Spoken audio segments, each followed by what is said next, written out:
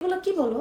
ভালো, এটা অনেক হেলদি একটা, তুমি তাড়াতাড়ি খাও। রাত বাজে মনে হয়, কয়টা বাজে খাও? আচ্ছা আমি খাচ্ছি। প্রকার সাপ্লিমেন্ট খাবে না, ও সাপ্লিমেন্ট ছাড়া ওজনটা বাড়াইতে চাই। আমার বউ আমার কি পরিমাণে যে কেয়ার করে, আমি আজকে একটা জিনিস শেয়ার করি।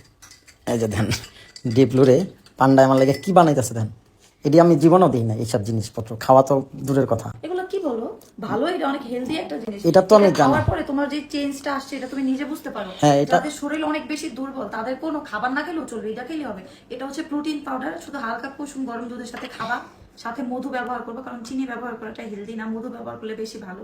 এখন আমি তো মনে করো ফুল অ্যাক্টিভ, বিজনেস সামলাই। তো মেন কথা হচ্ছে কি জানেন, এই যে গালটা একটু দেখতেছেন।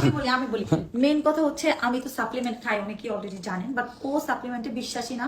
ও কোনো প্রকার সাপ্লিমেন্ট খাবে না, ও সাপ্লিমেন্ট ছাড়া ওজনটা বাড়াইতে চাই। তো ওর জন্য এই পদ্ধতিটা আমি মানে বাইচা নিছি আর কি। বিষয় হচ্ছে কি, এটা প্রোটিন পাউডার না, এটা বাদাম টাদামে মিক্স করে একটা পাউডার। এটা পুরাই ন্যাচারাল, যার জন্য আমি নির্ভয় খাইতে পারি। আর এটা তো মধু, মধু তো মনে করেন অনেক রোগের ওষুধ। আর একটু কথা বলে অনেকে আবার আস্ক করতে পারেন যে আপু, আমি প্রোটিন পাউডারটা খাইতে চাই, আমার ওয়েটটাকে ন্যাচারাল ভাবে গেইন করতে চাই।